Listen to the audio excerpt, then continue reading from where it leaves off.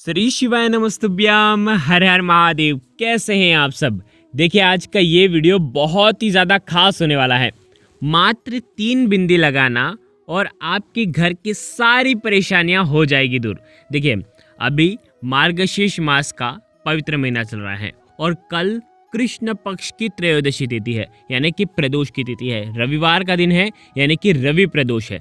देखिए रवि प्रदोष पर करने वाले 3 विशेष उपाय के बारे में आज के इस वीडियो में हम आपको बताएंगे।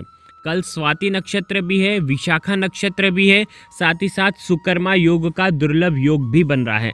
देखिए कल 10 दिसंबर को रविवार के दिन सुबह 7:13 से प्रदोष की तिथि जो है वो प्रारंभ हो जाएगी, जो कि 11 दिसंबर को सोमवार को सुबह 7:10 पर समाप्त होगी। देखिए प्रदोष काल का जो समय रहेगा वो 10 दिसंबर को रहने वाला है, यानी कि रवि प्रदोष का। सबसे पहले प्रदोष काल का समय जान लेते हैं।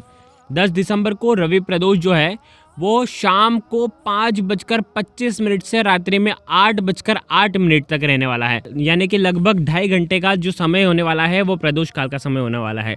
देखो कहते हैं कि प्रदोष काल के समय किया गया उपाय कभी भी विफल नहीं होता है, हमेशा सफल होता है और भगवान शिव उसे स्वीकार करते ही करते हैं। तो हो सके तो ये उपाय भी आप प्रदोष काल के समय ही करना। देखो सबसे पहला जो उपाय होगा वो होगा 3 बिंदी वाला उपाय। अगर आपके बच्चे बिल्कुल भी बात नहीं मानते, बिल्कुल भी पढ़ते नहीं हैं, आपके घर में बहुत ज़्यादा समस्या है, तो 3 बिंदी वाला विशेष उपाय आपको करना चाहिए। दूसरा जो उपाय होगा, अगर बच्चे हों या घर में कोई भी बड़े हों, बहुत ज़्यादा तनाव में रहते हैं, बहुत ज़्यादा टेंशन लेते हैं, बहुत ज़्यादा सोचते हैं, तो उन लोगों को ये दूसरा उपाय करना चाहिए। साथ ही साथ तीसरा जो उपाय होगा वो रवि प्रदोष पर लौंग और शहद से संकट मुक्ति का एक विशेष उपाय है, जो कि आपको करना है रवि प्रदोष पर। तो देखो आज के इस पूरे वीडियो में हम 3 विशेष उपाय के बारे में आपको बताने वाले हैं। ये तीनों उपाय पूज्य गुरुदेव पंडित प्रदीप जी मिश्रा की ही कथा सुन करके समझ करके समझाने का पूरा प्रयास करूंगा। लेकिन उससे पहले आप सभी से रिक्वेस्ट करता हूं, चैनल पर अगर पहली बार आए हैं तो चैनल को ज़रूर सब्सक्राइब करें और कमेंट में श्री शिवाय नमस्तुभ्यम ज़रूर लिखें। रवि प्रदोष अपने आप में बहुत ज़्यादा खास होता है, क्योंकि रवि प्रदोष यानी कि रविवार का दिन होता है भगवान सूर्य का। सूर्य सा तेज जीवन में आए, सूर्य से तेज जीवन के सारे अंधकार को दूर कर दे, इसीलिए रवि प्रदोष का सबसे ज़्यादा विशेष महत्व होता है। तो रवि प्रदोष पर आपको ये उपाय करना है। एक एक करते हुए हम उपायों को समझेंगे। देखिए सबसे पहला उपाय 3 बिंदी वाला विशेष उपाय ये है उन बच्चों के लिए है जो बच्चे पढ़ाई लिखाई में कमज़ोर हैं, जिनका पढ़ाई में मन नहीं लगता है, जो बहुत ही आलसी हैं, जो पढ़ाई लिखाई करने में बहुत आलस खाते हैं, जिनका मन बिल्कुल भी पढ़ाई में लगता ही नहीं है। उनको कितना भी बोल दो, कितना भी समझा दो, लेकिन वो पढ़ने लिखने बैठते ही नहीं है, या वो पढ़ते तो हैं लेकिन उन्हें याद ही नहीं रहता। साथ ही साथ यदि आपके बच्चे किसी भी गलत संगत में जा रहे हैं और आपको पता नहीं है कि ये गलत संगत में जा रहे हैं, या आपको पता भी है, तो भी आपको ये उपाय करना चाहिए, क्योंकि ये उपाय करने से आपका बच्चा बुद्धिमान होगा, ज्ञानवान होगा। साथ ही साथ यदि गलत रास्ते पर अगर वो जा रहा है तो उसके मन में विचार आएंगे और वो खुद ही उस मार्ग को छोड़ देगा। तो बहुत ही आसान सा उपाय है। ये उपाय केवल और केवल माताएं अपने बच्चों के लिए करेंगी। देखिए ये उपाय बहुत ही आसान सा उपाय है। मात्र आपको लेना है लाल चंदन। देखो लाल चंदन बाजार में आसानी से मिल जाता है, किसी भी पूजन सामग्री वाली दुकान पर आप लाल चंदन ले सकते हैं, वहाँ से लेकर के आ सकते हैं।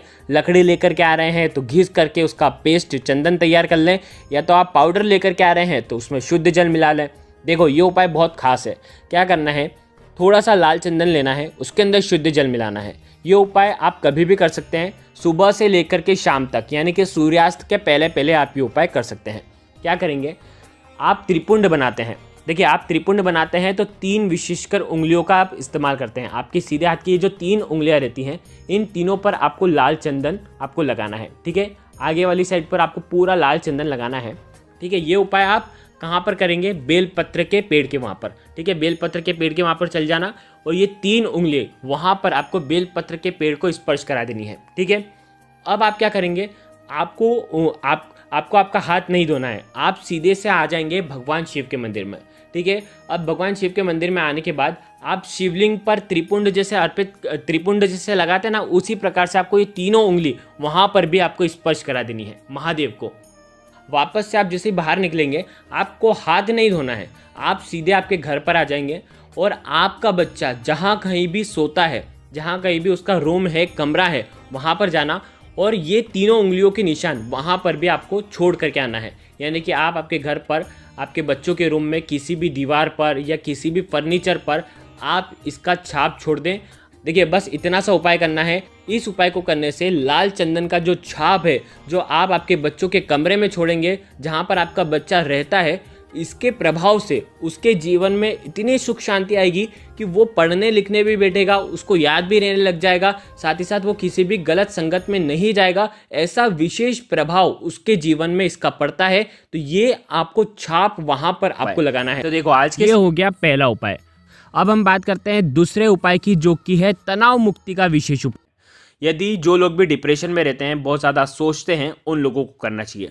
देखो ये जो उपाय है आपको प्रदोष काल के समय करना है, जो कि हमने आपको पहले ही वीडियो में बता दिया है। इस उपाय को करने के लिए मात्र आपको 3 चीज़ की आवश्यकता होगी।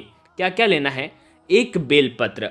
बेलपत्र खंडित नहीं होना चाहिए। बेलपत्र यदि आपको नहीं मिल पाते हैं तो पूज्य गुरुदेव ने हमेशा से कहा है, यदि आपको बेलपत्र नहीं मिल पाते हैं तो भगवान शिव के ऊपर चढ़े हुए बेलपत्र शुद्ध जल डाल करके उनका उपयोग कर सकते हैं। एक बेलपत्र आपको लेना है, 3 पत्तियां होनी चाहिए। साथ में लेना है आपको पीला चंदन। यदि आपके जीवन में दुर्भाग्य बहुत ज़्यादा है तो आपको पीला चंदन लेना है। यदि आपके जीवन में तेज की कमी है, यानी कि आप आलसी बहुत ज़्यादा हैं, आपका किसी काम में मन नहीं लगता है, आप किसी कार्य को सोचते तो हैं, सोचते बहुत ज़्यादा हैं और सोचने में ही रह जाते हैं, उस कार्य को कर नहीं पाते हैं, तो आपको लाल कलर का चंदन आपको लेना है और लाल चंदन की बिंदी लगाना है। साथ ही साथ यदि आपका जीवन बहुत दुर्भाग्यशाली बीत रहा है तो आप क्या करेंगे? शहद लेंगे, मात्र 1 बूंद शहद।